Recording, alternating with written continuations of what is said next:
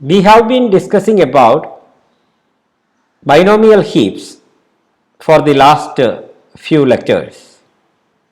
Today we are going to start looking at a new type of data structure, namely Fibonacci heap, and in this lecture we shall see basically what is a Fibonacci heap. We shall also see how we can represent a Fibonacci heap as a data structure, and we shall also discuss about a basic setup that we need to do amortized analysis on the operations of Fibonacci heap using the potential method of amortized analysis. So, the topic for today is Fibonacci heap, which is just a finite collection of rooted trees satisfying the min heap property. Here is an example, a finite collection of rooted trees. There are 5 trees. Min heap property is that if you look at any non-leaf node like this, the value of that node is less than or equal to the value of any of its child nodes, and that is true for any non-leaf node. For example, here the value 26 is less than or equal to 35. The min field of a Fibonacci heap H, which can be accessed as H dot min, points to the root node whose key value is minimum. In this example, because the trees satisfy min heap property, we know that one of the root must contain the minimum value node among all the nodes in this Fibonacci heap, and which is pointed to by H dot min. A node X contains a Boolean field, namely mark, that we can access as X dot mark, the mark field of X, which plays an important role in getting the desired time bound for some of the operations that we are going to discuss on Fibonacci heap. For example, here all the nodes are having the mark field, which can be true or false, and in this example the nodes 18, 13, 9 and 26, or the nodes with these key values, are having the mark value true. For all others the mark value is false. So, dark shade means it is true. Later we can see why we need this mark and why is it relevant. We can see that it helps us in getting an efficient algorithm for doing some operations on Fibonacci heap. So, from here things to remember are, if Fibonacci heap is a finite collection of rooted trees satisfying the min heap property, and they are tied together as a list. And if H is the Fibonacci heap, then H dot min is a pointer to the node which is containing the least value node in the heap, and every node is having what is called a mark field, which is Boolean. Now we can look at a representation for Fibonacci heaps. Consider this example. We are given with a Fibonacci heap. How can we represent it? So, I am just presenting the method that the author explains, which uses a circular doubly linked list to represent nodes in this list. The root list, just like in binomial heap, is represented here by a doubly linked circular list. I hope you remember what is a circular linked list. this is a two-way linked circular list. You can move forward like this, or you can move backward. From here you can move back, from here also you can move back, and you can complete that cycle, or there is a forward cycle. That is a circular doubly linked list. And the children of a node is also arranged as a circular doubly linked list. So basically this is a very abstract view for a possible representation for Fibonacci heap. We can see what kind of a node structure is required to have such a representation. So given this representation, what is the structure of a node? You can see that the node should contain 7 fields, and which are them? If X is the node, then other accesses each of the fields like X dot that field name. Okay, just like accessing the fields of a structure in C language or C++.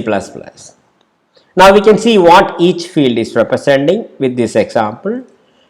If you want to see what is this P representing, it is parent. For example, if you look at node 52 or node with the key value 52, the parent is pointing to the node with the key value 3. So that is an easy thing to understand, it is parent. Then what is degree? If you want to look at degree, for example here, if you want to look at the node with key value 24, its degree is 2, which is nothing but the number of child nodes for this node. So its the degree is the number of child nodes for every node. Then key, you know what is key value. For example, if you look at this node, the key value is 3, X dot key is 3. Then what is mark? Mark is a Boolean field, as we have discussed in the previous slide. Given this instance, the nodes with the key values 18, 39 and 26 are having the mark value true, and for all other nodes mark value is false. It can be either true or false, Boolean field. Then the left is a link used to implement the circular linked list, which is pointing to the previous node in the list. And what is right? Right is pointing to the next node. Then child. Child can point to any of the child nodes for that particular node. For example, for the node 3, child is pointing to 52. It can point to 52, 18 or 38. It does not matter because it is a circular doubly linked list. Maybe you can traverse the processing of the, or you can start processing the children from this node, wherever this child is pointing to. That is the only relevant thing, but it can point to any node, unlike in the case of binomial heap, where it must point to the leftmost child, because there you only have a linear linked list. You can see why there is a condition that in the binomial heap, the child must point to the leftmost child of that particular node. So these are the various fields.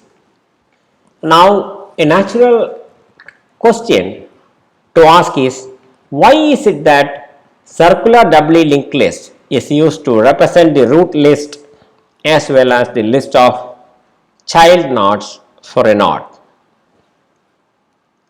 The first reason is, you can see that the complexity of the deletion operation is constant. It is order of 1. We can look at how we can delete an element from a circular doubly linked list. Now suppose, given a circular doubly linked list and a node in that list, how will you delete this node? I am going to show you just 2 statements for that. So I am saying X dot left, which is this node, whose right is nothing but the right of x. So you are saying that x dot left dot right, that is this field, is now modified to whatever field is there in x dot right. So this is what you are doing. You can easily verify it. Similarly, you can say that x dot right, that is this one, this node, and whose left, that is this field, is now to be set as whatever is there in the left field of x. So this is what you are doing. So now the deletion is implemented. If you look at this list, after this node you have this, and then after you have this, and in the reverse list as well, before this you don't have this node, it is actually delinked. And it's true that the right and left fields of this node is not altered. If you want, you can set it as nil and you can deallocate. Even then you need only 2 more statements. So the complexity is order of 1, easy to verify. And you can also see that the complexity of insert is also 1. For example, suppose you are given with a circular doubly linked list with header pointing to this node, and you want to insert a node into this list. Then I am giving you a sequence of statements for doing that. I am saying x dot left, that is this field, is nothing but the left field of h. What is this? This is the address of this node. So you are basically saying that you make this pointing to this node. Similarly, you can say h dot left, that is this node, and whose right, that is this field, can be set as x. So this will be overwritten to point to this node x. That is what we are doing.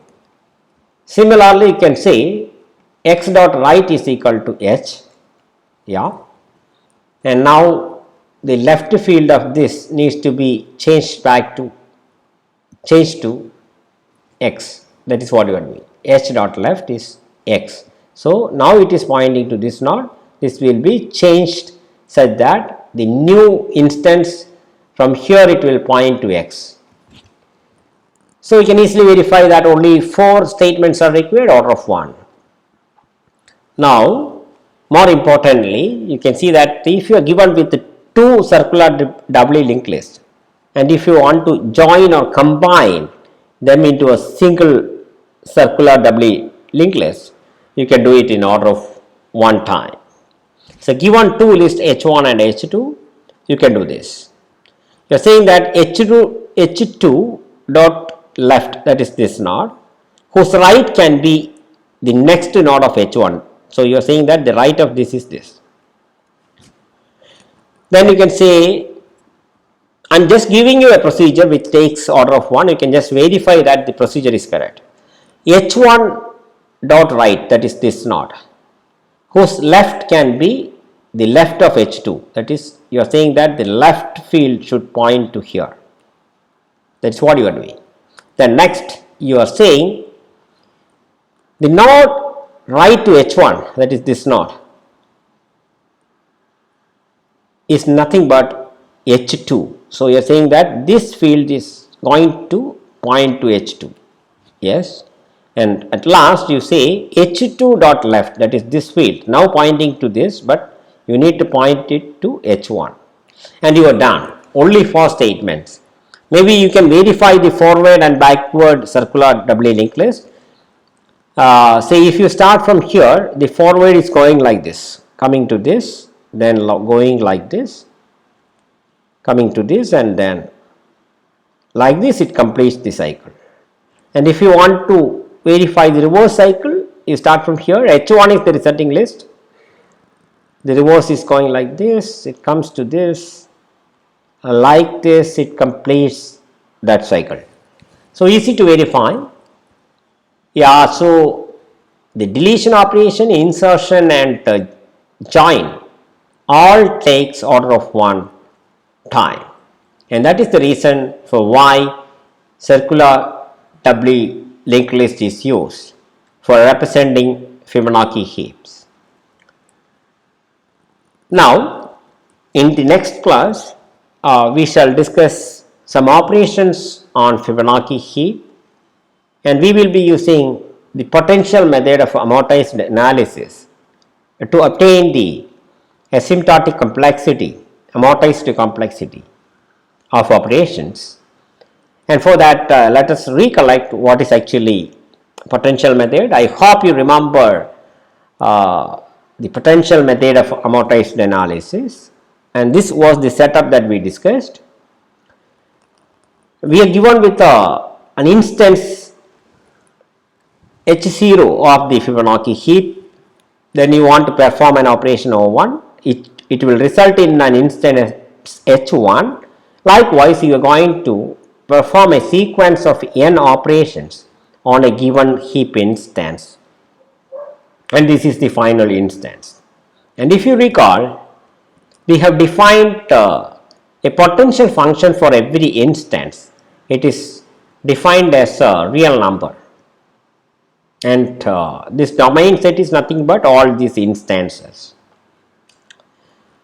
And if you remember, the amortized cost of an operation in the potential method, say the ith operation, it is defined as the amortized cost of I is defined as the actual cost of I plus the potential of the instance after the ith operation minus the potential of the instance just before performing the ith operation OI. So, it is the actual cost plus the potential difference, and this is the correctness criterion that we discussed. The potential of the last instance should be greater than or equal to the potential of the initial instance, and it is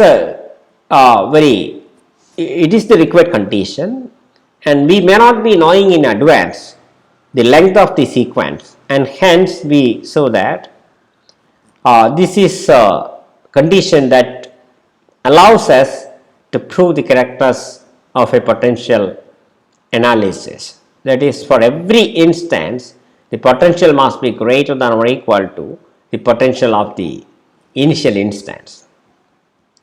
So, this is what we already have seen when we learned about amortized analysis. With this, we are moving on to the last slide, where we are going to just define a correct potential function or a function which allows to get a correct potential analysis for the Fibonacci heap.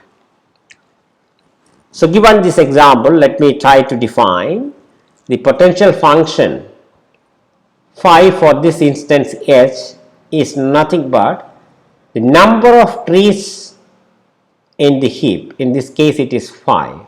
So, T of H is the number of trees plus 2 into the number of marked nodes. M is nothing but the number of marked nodes. Given this, only 3. So, the value can be observed as always greater than or equal to the potential of the initial instance. So, whatever be the operation that we are going to discuss on Fibonacci heap, you can verify that the potential of the resulting instance will not be less than the potential of the original instance. Okay, and suppose you start with 0 as the potential, then it is very clear, but later we can prove that whatever be the operation that we are going to perform, the potential cannot be decreased. And in this case, you can see that the potential is the number of trees is 5 plus 2 into the number of marked nodes, which is 3. So, 6 plus 5, which is 11. And later we shall see why is it that it is taken as 2 into number of marked nodes. Later, when we analyze some operations on Fibonacci heap, we can see why is it that the potential function is defined like this. Anyway, you can have any definition provided the correctness condition, which is this, is satisfied. So with this we are finishing this lecture, and today we have seen the basics of the Fibonacci heap data structure, which is just a finite collection of rooted trees where every tree satisfies the min heap property. And we have also seen a circular doubly linked list representation of the root list and also the list of children for any node.